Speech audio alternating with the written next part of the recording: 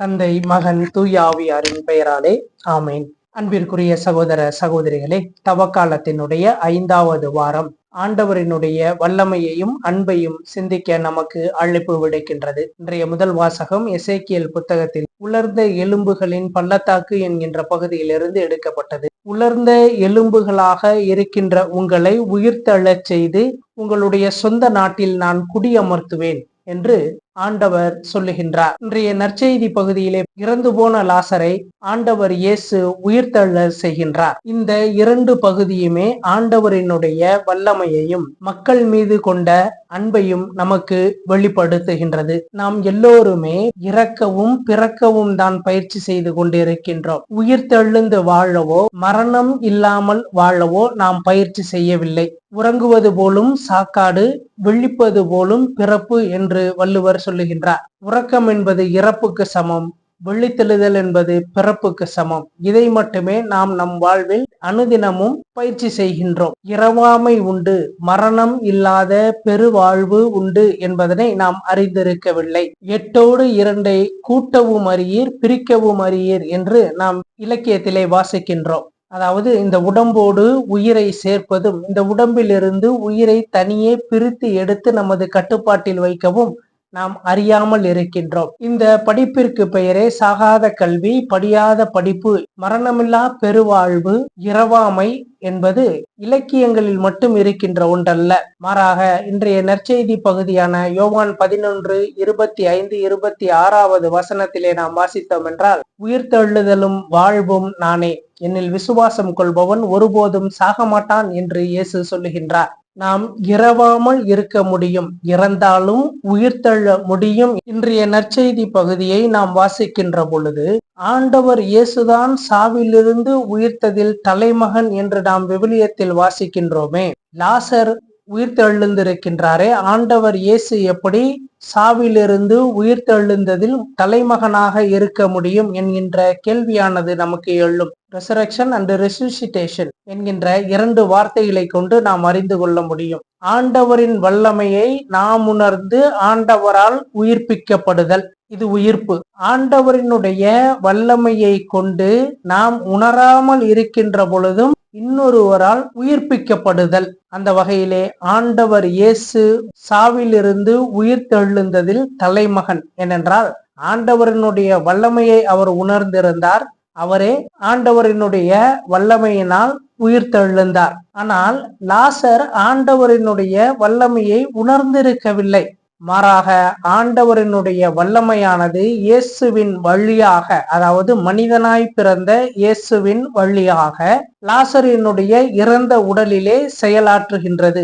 உயிர்ப்பதற்கும் உயிர்ப்பிக்கப்படுவதற்குமான வேறுபாட்டை நாம் புரிந்து கொள்ள வேண்டும்.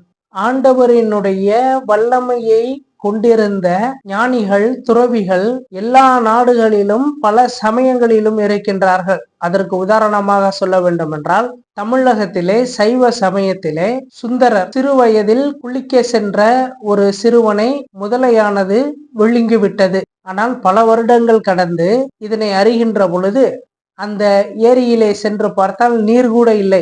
இறைவனை நோக்கி பாடல் பாடுகின்றார். அப்பொழுது அந்த ஏரியானது நீரினால் நிரம்புகின்றது. அதிலே அந்த முதலையானது வருகின்றது. அத்தனை ஆண்டுகளுக்கு பிற்பாடு அந்த சிறுவன் என்ன வயதில் இருப்பானோ அந்த வயதில் அந்த முதலையானது அவனை தன்னுடைய வாயிலிருந்து வெளியே கக்குகின்றது. அதே போல ஞான சம்பந்தர் தனக்கென்று திருமணம் செய்து கொள்வதற்காக காத்திருந்த பெண்ணானவள் இறந்து விடுகின்றார். அவரை எரித்தும் சாம்பலாக்கி வைத்திருக்கின்றார்கள். அங்கு வந்து தைப்பூசம் காணாமல் போவாயோ பூம்பாவாய் என்கின்ற பாடலை பாடுகின்றார். அவள் உயிர் பெற்று வருகின்றார். இயேசு லாசரை உயிர்த்தெழ செய்ததும் சரி, சுந்தரர் முதலையினுடைய வாயிலிருந்து அந்த சிறுவனை கொண்டு வந்ததும் சரி, ஞான சம்பந்தர் சாம்பலில் இருந்து மீண்டும் அந்த பெண்ணை உயிர்த்தெழ செய்ததும் சரி, இவை அனைத்துமே இறைவனுடைய வல்லமை, இறைவன் அந்த மனிதர்கள் மீது கொண்ட அன்பையே எடுத்து காட்டுகின்றது. இயேசு மார்த்தா மரியா குடும்பத்தின் மீது அன்பு கொண்டது மட்டுமல்ல, அவர்கள் இயேசுவின் மீதும் அன்பு கொண்டிருந்தார்கள். அன்பே அடிப்படையாக இதில் அமைகின்றது.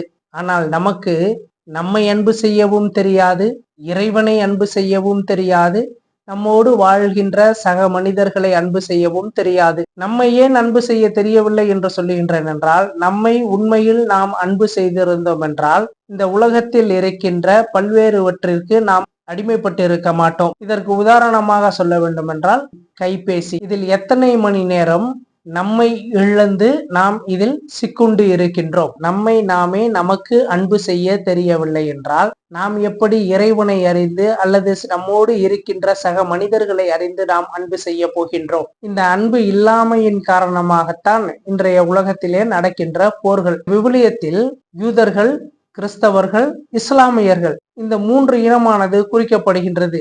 இன்றைய 3வது உலக போருக்கு இந்த 3 இனமும் காரணமாக இருந்து விடுமோ என்கின்ற ஒரு அச்சமும் நிலவுகின்றது.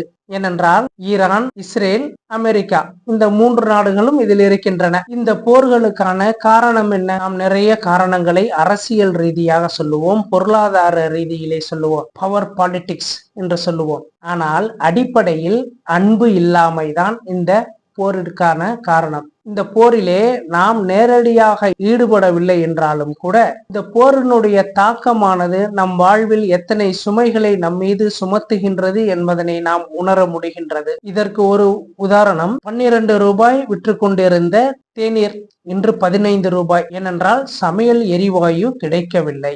இதில் உள்நாட்டு அரசியலை சொல்லுகின்றேன். செயற்கையான பற்றாக்குறையை ஏற்படுத்தி பணம் சம்பாதிக்கின்றார்கள். இதனால் விலைவாசி உயர்வு, இதனால் ஏழை எளிய மக்கள் மிகவும் அதிகம் பாதிக்கப்படுகின்றார்கள்.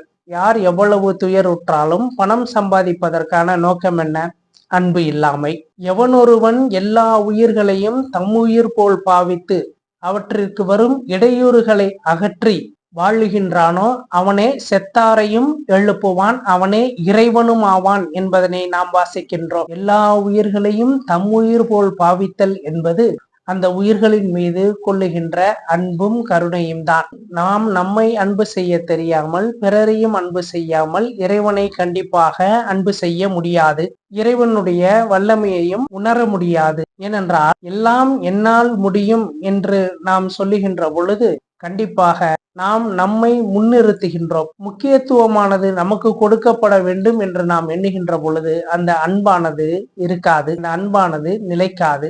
ஆனால் நாம் செய்கின்ற ஒவ்வொரு செயலையும் இறைவன் தானே செய்விக்கின்றான். என்னால் எதையும் செய்ய இயலாது என்று நினைக்கின்ற பொழுது இறைவனுடைய வல்லமையையும் அன்பையும் நாம் உணர முடியும். அப்படி உணர்ந்தவர்களால் தான் தானும் இரவாமை பெற்று இறந்தாரையும் உயிர்ப்பிக்க முடியும். ஒரு பொருளை எடுத்து நாம் இன்னொரு இடத்தில் வைக்கின்றோம். நாம் என்ன சொல்வோம்?